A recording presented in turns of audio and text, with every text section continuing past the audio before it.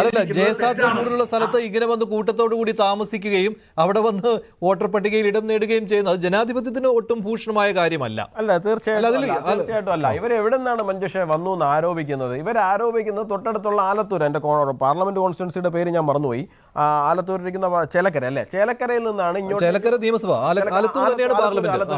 Alathur parliament ഇതാണ്. ആലത്തൂർ പാർലമെന്റിൽ നിന്ന് എത്ര വോട്ട് ചേർപ്പിച്ചു എന്ന് പറഞ്ഞിരിക്കുന്നത്? 60,000 വോട്ട് ചേർപ്പിച്ചു എന്നാണ് പറഞ്ഞിരിക്കുന്നത്. അപ്പോൾ സ്വാഭാവികമായിട്ട് 2019 പാർലമെന്റ് തെരഞ്ഞെടുപ്പിനേക്കാളും 60,000 വോട്ട് കുറയണ്ടേ? 2019 പാർലമെന്റ് തെരഞ്ഞെടുപ്പിൽ BJP അവിടെ ഉള്ളത് 89,000 വോട്ടെന്തോ മറ്റോ ആണ് ആലത്തൂരിലുള്ളത്. അത് 29,000 കുറയണ്ടേ? ലോജിക്കല്ലേ ഞാൻ ചോദിക്കുന്നത്? ലോജിക്കല്ലേ? 1,89,000 വർദ്ധിക്കുകയാണ് ചെയ്തിരിക്കുന്നത്. ആലത്തൂരിലെ വോട്ട് മുഴുവൻ കൊണ്ടുവന്ന് തൃശ്ശൂരിൽ ചേർത്തു എന്നുണ്ടെങ്കിൽ സ്വാഭാവികമായിട്ട് ആലത്തൂരിലെ വോട്ട് പോട്ടെ, ഒരു 5,000 വോട്ടെങ്കിലും കുറയണ്ടേ? ഞാൻ പറയുന്നത് 5,000 കുറയണ്ടേ? ഇത് 1,00,000 വർദ്ധിക്കുകയാണ് ചെയ്യുന്നത്. 89,000 നിന്ന് 1,89,000 വർദ്ധിക്കുകയാണ് ചെയ്യുന്നത്. ഇത് എന്ത് തരം പ്രോസസ്സാണെന്നുള്ള കാര്യം എനിക്ക് മനസ്സിലാവുന്നില്ല. മാത്രമല്ല, തൃശ്ശൂരിൽ ഏറ്റവും കൂടുതൽ വോട്ട് ചേർപ്പിച്ചിരിക്കുന്നത് എവിടെയാണ്? ഗുരുവായൂർ അസംബ്ലി സെഗ്മെന്റിനകത്താണ് ചേർപ്പിച്ചിരിക്കുന്നത്, ഏറ്റവും അധികം വോട്ട് ചേർപ്പിച്ചിരിക്കുന്നത്. ആ ഗുരുവായൂരിൽ BJP 2ാം സ്ഥാനത്തോ 3ാം സ്ഥാനത്തോ ആണ്. കാരണം ഇവരാണ് അവിടെ മുമ്പിൽ നിൽക്കുന്നത്. ഇനി അതും പോട്ടെ, നമ്മുടെ ഇടതുപക്ഷത്തിന്റെ സ്ഥാനാർത്ഥിയായിട്ടുള്ള ശ്രീ സുനിൽകുമാർ, അദ്ദേഹം സ്വന്തം ബൂത്തിൽ പിറകിലാണെന്ന്. അവിടെയും സുരേഷ് ഗോപി ഞങ്ങൾ കൊണ്ടുപോയി എവിടെന്നെങ്കിലും കൊണ്ടുവന്ന് വോട്ട് ചേർപ്പിച്ചെന്ന് അദ്ദേഹത്തിന് ആരോപണമുണ്ടോ? എങ്കിൽ അദ്ദേഹത്തിന്റെ സ്വന്തം ബൂത്തിലെങ്കിലും, വലിയ ഫ്ളാറ്റുകളൊന്നും ഉള്ള മേഖലയൊന്നും അല്ലല്ലോ, അവിടെയെങ്കിലും അദ്ദേഹത്തിന് സ്വന്തമായിട്ട് ഇറങ്ങിയിട്ടൊന്ന് ബൂത്ത് വെരിഫിക്കേഷൻ എങ്കിലും സ്വന്തം പ്രവർത്തകരെ കൊണ്ട് ചെയ്യിപ്പിക്കാൻ പറ്റുന്നില്ല എന്നുണ്ടെങ്കിൽ പിന്നെ എന്തിനാണ് ഇവർ ഈ വന്ന് നിന്നിട്ട് ഈ പറയുന്ന കരച്ചിൽ കരയുന്നതെന്ന് എനിക്ക് മനസ്സിലാകുന്നില്ല. ഇനി ഈ വോട്ട് ചേർപ്പിക്കുന്നത് ആരാ? നമ്മളിപ്പോൾ വോട്ട് ചേർക്കുവാൻ വേണ്ടിയിട്ട് അപേക്ഷ കൊടുക്കുന്നു.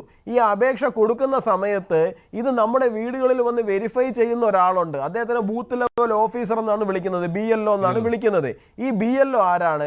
ഈ BLO എന്ന് പറയുന്നത് കേരളത്തിലെ റവന്യൂ വകുപ്പ് കോർഡിനേറ്റ് ചെയ്ത് വിടുന്നത് കേരളത്തിലുള്ള സംസ്ഥാന ഉദ്യോഗസ്ഥരോ സംസ്ഥാന സർക്കാരിലുള്ള ഉദ്യോഗസ്ഥരോ ആശാ വർക്കർമാരോ അംഗനവാടി ടീച്ചർമാരോ ആണ്. ഇപ്പം നിലവിൽ ഞാൻ മനസ്സിലാക്കുന്നിടത്തോളം അംഗനവാടി ടീച്ചർമാരെ ആശാ വർക്കർമാരെ ഒഴിവാക്കിയിട്ടുണ്ട്. BLO എന്ന് പറയുന്നത് സംസ്ഥാന സർക്കാരിൻ്റെ കീഴിലുള്ള ഉദ്യോഗസ്ഥരാണ്. ഈ ഉദ്യോഗസ്ഥരെ മുഴുവൻ സംസ്ഥാന സർക്കാരിൻ്റെ കീഴിലിരിക്കുമ്പോൾ നിങ്ങൾക്കിത് ഐഡന്റിഫൈ ചെയ്യാൻ പറ്റിയില്ല എന്ന് പറയുമ്പോൾ തന്നെ നിങ്ങൾ ഈ ഉന്നയിക്കുന്നത് മുഴുവനും ബാലിശമായിട്ടുള്ള ആരോപണങ്ങളാണ് എന്നുള്ള കാര്യവും സുരേഷ് ഗോപിയുടെ വിജയത്തിന് റദ്ദ് ചെയ്ത് കാണിക്കാൻ വേണ്ടിയിട്ടുള്ള രാഷ്ട്രീയമായിട്ടുള്ള സർക്കസ് മാത്രമാണ് എന്നുള്ള കാര്യവും കണ്ടുകൊണ്ടിരിക്കുന്ന പൊതുജനങ്ങൾക്ക് ശരിയാണ്. ശ്രീ സമ്പത്ത്, ഈ BLOമാരൊക്കെ BJPയെ സഹായിക്കാൻ പോകുന്നു എന്നൊക്കെ പറയുന്നത് ഒരു കടന്ന കൈയായി പോകും. കാരണം BLOമാരിൽ ഭൂരിഭാഗം ആളുകളും ഇടതനുഭാവികളാണ് എന്ന കാര്യത്തിൽ ഒരു സംശയവും ഉണ്ടാവുകയില്ല. അവരുടെ ബലത്തിലാണ് നിങ്ങൾ ഇങ്ങനെയുള്ള ഇരട്ട വോട്ടുകൾ ചേർക്കുന്നത് എന്നുള്ള ആരോപണം നേരത്തെ ഉയർന്നു വന്നിട്ടുള്ളതാണ്. അപ്പോൾ അവരെല്ലാം കൂട്ടത്തോടെ പോയി ഇപ്പോൾ BJPയെ സഹായിച്ചോ? സുരേഷ് ഗോപിയെ സഹായിച്ചോ?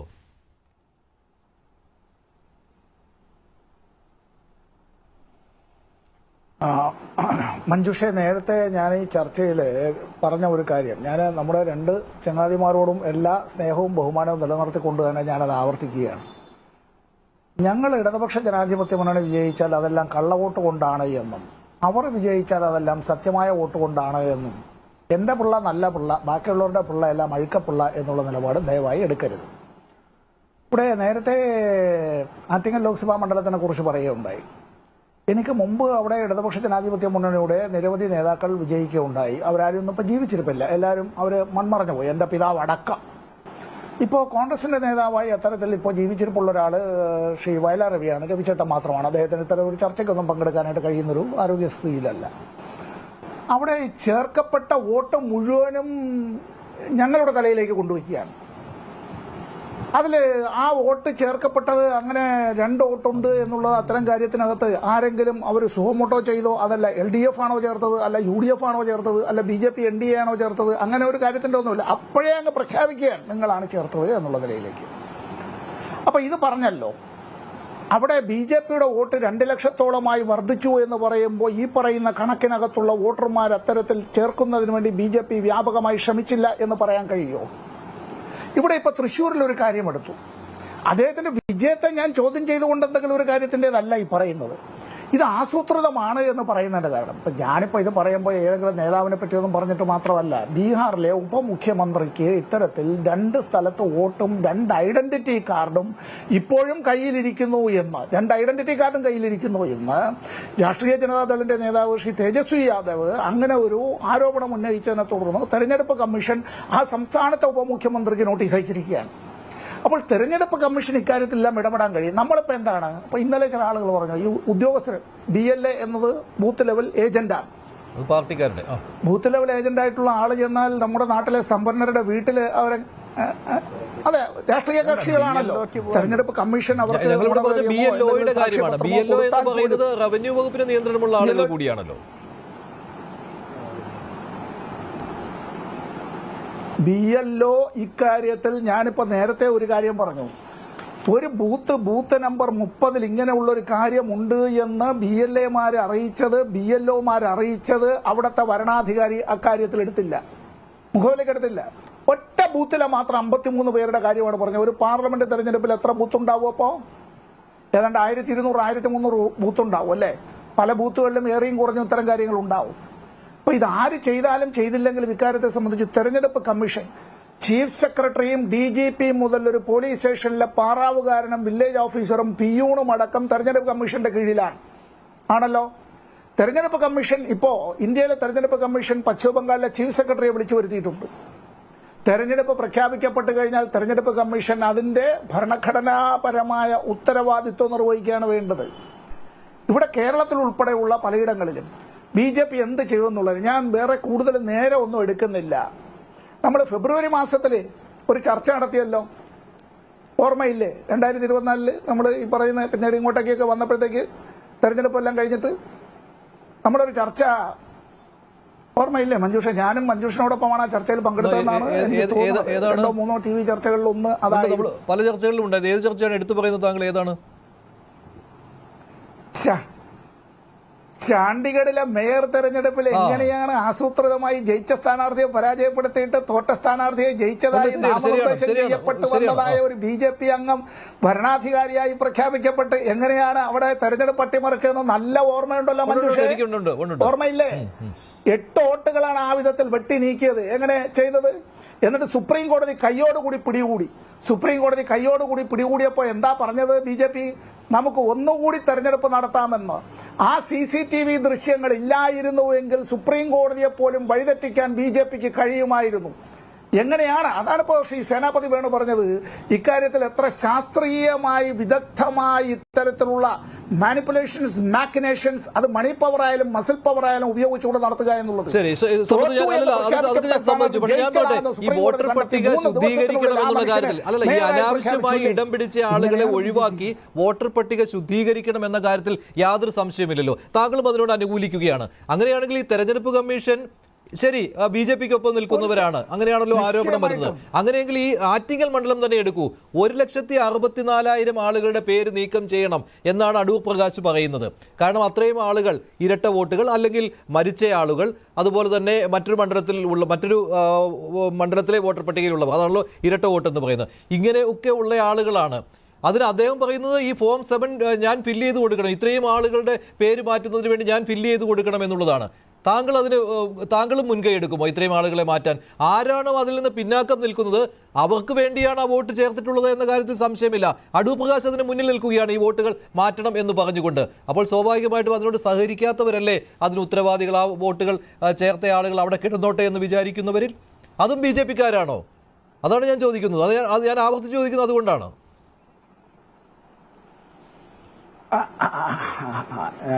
മഞ്ജുഷ അത് ചോദിച്ചത് നന്നായി. ഞാൻ ഇപ്പോൾ താങ്കൾ പറഞ്ഞതായ ആ ജനപ്രതിനിധിയെ പരിശുദ്ധനും പുണ്യവാളനുമായിട്ടൊന്നും മുദ്ര കുത്താൻ ഞാൻ ആളല്ല. അത്രേ ഞാനിപ്പോൾ പറയുന്നുള്ളൂ. ഇവിടെ വോട്ട് ചേർത്തത് അദ്ദേഹമാണോ? അതല്ല. മത്സരിച്ചത് നേരത്തെ MP ആയിരുന്ന സമ്പത്താണോ? അതല്ല. മത്സരിച്ച് കൂടുതൽ വോട്ട് ലഭിച്ചു BJPയുടെ സ്ഥാനാർത്ഥി ശ്രീമതി ശോഭാ സുരേന്ദ്രനാണോ? അല്ല. ഇതിൽ കുറെ ആളുകൾ സ്വമനസാലെ വന്ന തരത്തിൽ ചേർത്തതാണോ? ഇനി ആരെങ്കിലും ഭീഷണിപ്പെടുത്തിയത് കൊണ്ട് അങ്ങനെ കൈയോടുകൂടി പിടിക്കും എന്നുള്ളത് കൊണ്ട് 52,000 പേര് വന്നില്ല എന്നുള്ളതാണോ? നമ്മൾ അത്തരത്തിലല്ല ഈ കാര്യത്തിൽ. തെരഞ്ഞെടുപ്പ് കമ്മീഷൻ ഇക്കാര്യത്തെ സംബന്ധിച്ച് പരിശോധിക്കണം. അത് രാജ്യവ്യാപകമായി പരിശോധന നടത്തണം. അതിൽ സെറല്ല വേണ്ടത്. ബീഹാറിലെ സർ അല്ല അത്തരം ഒരു കാര്യത്തെ സംബന്ധിച്ച് വേണ്ടത്. അല്ല, അപ്പോൾ എലിമിനേറ്റ് ചെയ്യുന്ന സമയത്ത് നിങ്ങൾക്ക് പ്രശ്നം, ബീഹാറിൽ എലിമിനേറ്റ് ചെയ്യുന്ന സമയത്ത് അതല്ല, അനർഹരെ കണ്ടെത്തി എലിമിനേറ്റ് ചെയ്താലും പ്രശ്നം, അവരവിടെ കിടന്നാലും പ്രശ്നം. ഇപ്പൊ അങ്ങനെയാണെങ്കിൽ തെരഞ്ഞെടുപ്പ് കമ്മീഷൻ ഇക്കാര്യത്തിൽ ഒന്നും ചെയ്യാൻ സാധിക്കുകയില്ല. ആ പട്ടിക അങ്ങനെ തന്നെ ഇങ്ങനെ തന്നെ നേരിടാൻ പോകണമെന്ന് പറയേണ്ടി വരും. അല്ലല്ല ഇപ്പൊ മഞ്ജുഷ, ഒറ്റ കാര്യം നമ്മൾ ഇതിനകത്ത് പങ്കെടുക്കുന്ന ആളുകളിൽ എനിക്ക് പറയാൻ പറ്റുന്ന ഒരു കാര്യം, ഞാനാണല്ലോ നിങ്ങളിൽ കുറച്ച് പ്രായം കൂടുതലുള്ള ഒരാൾ. ശ്രീ സേനാപതി വേണു എന്റെ പ്രായത്തിലെത്തുമായിരിക്കും, ചിലപ്പോൾ എന്നെക്കാൾ പ്രായം കൂടുതലായിരിക്കും. എന്റെ അച്ഛന്റെ ജനന സർട്ടിഫിക്കറ്റ് ഹാജരാക്കണമെന്ന് പറഞ്ഞാൽ എനിക്ക് വോട്ടുണ്ടാവില്ല. എന്റെ അമ്മയുടെ അച്ഛന്റെയും വിവാഹ സർട്ടിഫിക്കറ്റ് ഹാജരാക്കണമെന്ന് പറഞ്ഞാൽ എനിക്ക് വോട്ടുണ്ടാവില്ല. വീണ്ടും തെറ്റിദ്ധരിപ്പിക്കരുത്. 2003 ശേഷമുള്ള ആൾക്കാരുടെ മാത്രമാണ് ബർത്ത് സർട്ടിഫിക്കറ്റ് കാണിക്കാൻ പറഞ്ഞിരിക്കുന്നത്. സാർ വീണ്ടും തെറ്റിദ്ധരിപ്പിക്കരുത്. സാർ അങ്ങ് വളരെ സീനിയർ ആയിട്ടുള്ള ആളാണ്, അങ്ങ് വീണ്ടും തെറ്റിദ്ധരിപ്പിക്കരുത്. 2003 ശേഷമുള്ള ആൾക്കാരുടെ മാത്രമാണ് ബർത്ത് സർട്ടിഫിക്കറ്റ് കാണിക്കാൻ വേണ്ടി പറഞ്ഞിരിക്കുന്നത്, SL സർട്ടിഫിക്കറ്റ് കാണിക്കാൻ വേണ്ടി പറഞ്ഞിരിക്കുന്നത്. അതിനു മുമ്പ് വോട്ടർ പട്ടികയിൽ ഉണ്ടായിരുന്ന ഒരാളുടെയും ബർത്ത് സർട്ടിഫിക്കറ്റ് കാണിക്കാൻ വേണ്ടി പറഞ്ഞിട്ടില്ല.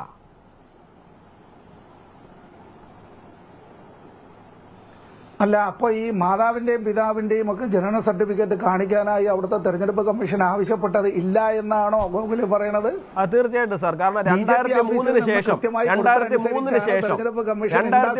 ശേഷമാണ്. അതിന് മുമ്പുള്ളവരുടെ ഇയർ ലിമിറ്റ് ഉണ്ട്, ടൈം ലിമിറ്റ് ഉണ്ട്. അല്ലാണ്ട് ഇപ്പൊ 2000 ഇപ്പൊ എന്റെ ബർത്ത് സർട്ടിഫിക്കറ്റ് ചോദിച്ചാൽ പോലും ഉണ്ടാവില്ല, പക്ഷെ എനിക്ക് SL സർട്ടിഫിക്കറ്റ് ഉണ്ടാവുമല്ലോ. ഇപ്പൊ 1990s 90s കിഡ്സ് എന്ന് വിളിക്കുന്ന ആൾക്കാർക്ക് ബർത്ത് സർട്ടിഫിക്കറ്റ് കൊടുക്കാൻ പറഞ്ഞു കഴിഞ്ഞാൽ ബുദ്ധിമുട്ടാണ്. 90s കിഡ്സിന്റെ ബർത്ത് സർട്ടിഫിക്കറ്റ് ഉണ്ടാവില്ല. 2000 ശേഷമുള്ളവരുടെയിലാണ് കൂടുതലും ബർത്ത് സർട്ടിഫിക്കറ്റ് കൂടുതലായിട്ട് ഉണ്ടാവുക.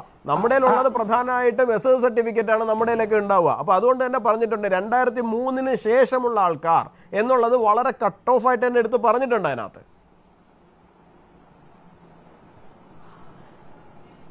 ഞാൻ ശ്രീ യുവരാജ് ഗോകുല് പറഞ്ഞ കാര്യത്തോട് ഞാൻ സ്നേഹപൂർവ്വം വിയോജിപ്പ് രേഖപ്പെടുത്തുന്നത്, അദ്ദേഹം പറയുന്നത് കേരളത്തിലെ കാര്യമാണ്. എല്ലാ കുട്ടികളും സ്കൂളിലേക്ക് പോകുന്നത് കൊണ്ട് അത്തരത്തിൽ ആ സ്കൂളിൽ ചേരുന്ന കുട്ടികളുടേതായിട്ടുള്ള അവരുടെ ഒരു സ്കൂൾ രേഖ ഉണ്ടാവും. എല്ലാവരും 10ാം ക്ലാസ്സിലേക്ക് എത്തിയില്ലെങ്കിലും ഈ പറയുന്ന സ്കൂൾ രേഖ ഉണ്ട്. നമ്മൾ പറയുന്ന ബീഹാറിനെ കുറിച്ചാണ്. ഞാൻ ബീഹാറിന്റെ കാര്യം തന്നെയാണ് സാർ പറയുന്നത്. പെൺകുട്ടികളെ പള്ളിക്കൂടത്തിൽ എത്താത്ത ഒരു നാടിനെ കുറിച്ചാണ് അല്ലേ സാർ. സ്വന്തമായി ഞാൻ പറഞ്ഞത് ഒരു ഉദാഹരണം മാത്രമാണ് പറഞ്ഞത്.